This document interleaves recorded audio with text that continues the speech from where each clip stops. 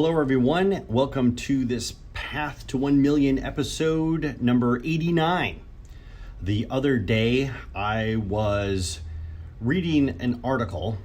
Grant Cardone runs this very successful sales consulting business.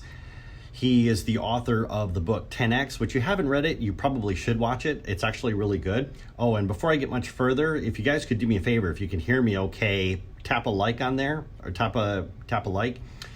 So I was reading this book, in an article he was talking in there about the guy he was interviewing was saying that when he goes out and he deals with new clients, or if he's in the process of maybe picking up thank you Sherry for the like, if he's picking up either a new client or some kind of a partner, a lot of the times it would be super easy for people just to say, hey, let's go grab a drink. Well, what he does is, thank you, Charles, for like. It's what he does is that he'll actually invite them to attend some kind of like a walk for charity or some kind of mud runner event or something else like that, something that has a level of adversity to it. And he's actually surprised because a number of people actually would take him up on this particular offer. And he noticed that when he started doing this, instead of inviting them out for drinks, he noticed that his relationships with these people were a lot tighter, and that the bonus of this was that it actually 10x'd his business, because there's something about a shared adversity with somebody that creates a very special kind of bond. So I started thinking about the people that have come in and out of my life. And I know that there's always this group of people out there that have been a part of my life anyways, that when I meet them and they're like, hey man, let's go out and grab a drink, or let's grab a cocktail, or let's have dinner, or whatever it is, this is kind of like their idea of bonding. There's always this good time element to what it is that people are participating in, and it's always great. It's always fun to go out and have a drink with friends or whatever it is, with that. But what I noticed is that a lot of times with these friends is when you do go out and if you have a problem, some level of adversity that hits, 9 times out of 10, they're either too busy, or I can't help you right now, or they either go silent on you, one of the two. And then I started thinking about like the bad time friends. And one of my longtime friends, Matt Engel, I noticed that with him, he's always been there for the good times and for the bad times. So one of the stories that I started thinking about was the fact that a long time ago, when I was in my 20s, I was obsessed with like really trying to live life and do everything that I could to be absolutely crazy. And one of the things that I wanted to do was learn how to scuba dive. And Matt was extremely interested in that as well. So I said, hey, let's sign up for a class. We signed up for a class. We go through the training. We got all of the equipment. We were getting certified in Michigan, PADI, P-A-D-I. That's the certification that we were chasing. But I noticed that, one of the times that we had gone out is you had to actually pick a dive buddy to go with you. And the dive buddy's responsibility is to make sure that the person that you're with is okay. If they have any kinds of problems, especially if you're 20, 30, 50, 100 feet down underneath water, you need to make sure that you have a dive buddy with you, because if for some reason your tank shuts off, you can't breathe, or whatever it is, your dive buddy is going to be your lifeline until you can get to the surface. So literally, you are putting your life in this other person's hand. So when we went out, and it was just one of those things where it was like, I looked at Matt, I'm like, hey, you want to be my dive buddy? He goes, sure, be my dive buddy. I was like, cool. So we loaded up all of our equipment onto this raft, and we were going to take the equipment out to us. One of the lakes that we were getting certified in Michigan had like this really slow decline, really slow drop off.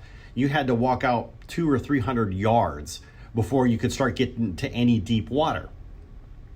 So we loaded up all of our equipment. Our entire class had loaded up all of our equipment on this raft. And when we were going out there, I remembered that all of our tanks were shut off.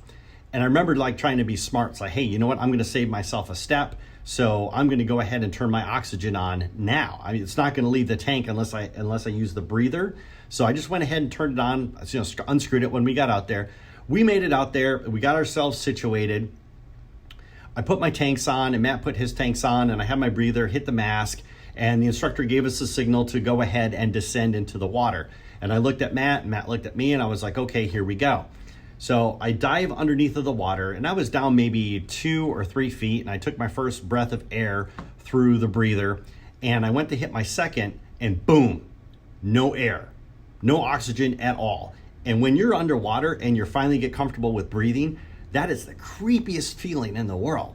And I just remember, like, I couldn't take a breath, and I immediately surfaced, right? Because I 3 feet away, immediately surfaced, and I got up there, and I'm like, there's just something that's wrong. And so as I'm like freaking out, kind of looking over my equipment and stuff, and I look over, and there's Matt standing next to me. And then when I dove down, he was above me, and he saw me go up. He immediately came up because he knew that there was a problem. He knew I wouldn't go to the surface unless there was some kind of issue or problem, and he was right there. So, obviously what had happened was the instructor had noticed that I turned on my oxygen, and he turned it off, because one of the things that he said before you go down is you need to make sure to make sure your oxygen is turned on. So he actually turned it off, knowing full well that I had violated one of the rules of diving there. So he actually turned it off. He admitted to me later that he had done it when I made a comment to him about it. But anyways, that was something that was me trying to be smarter than everybody else that was out there. Learned my lesson. I would never do it again. But it was one of those things where it filled me with a lot of comfort, because I knew that Matt was there.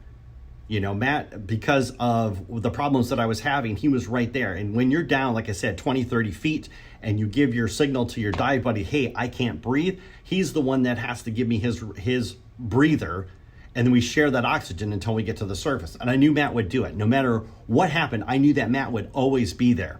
And that's when I started thinking about how it's better in life to have those bad time friends, right? When adversity is stacked against you. Because I remember specifically that, every time in life that adversity has hit me, like somebody has died, or that when I went through a divorce or anything else like that, I have to go through that adversity. Your bad time friends choose to go through that adversity. That's an entirely different animal. A lot of people have their own drama that's in their lives. That's all they want to face.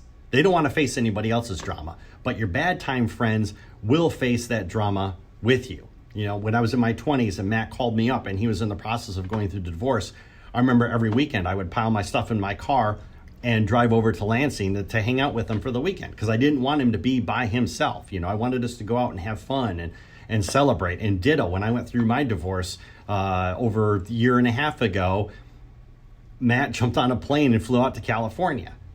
That says something right there to me. It says something about the character of the individual. They're choosing to go through that adversity. So now, as I'm getting more into a challenge-based lifestyle and trying to figure out exactly where I can go, it always just reminds me that for those people that choose to go through adversity with me, those are the people that I'm going to have the strongest bond with. Obviously, it's always fun to go out and have a good time, but you always want those bad time friends, because they will be with you literally through thick and thin. So if there is somebody out there that you know of that is a bad time friend, go ahead and tag them in the comments down below and just let them know that they're the people that you look to when things are bad. And anyways, just go ahead and tag them down there in the comments below. Good morning, Nancy. It's always good to see you there. Thank you, Charles. Thank you, Susan. Thank you, Sherry, for stopping by and watching this video. I just wanted to share this story with you, something that I've been thinking about, and I will be back again tomorrow with another story. I'll see you then.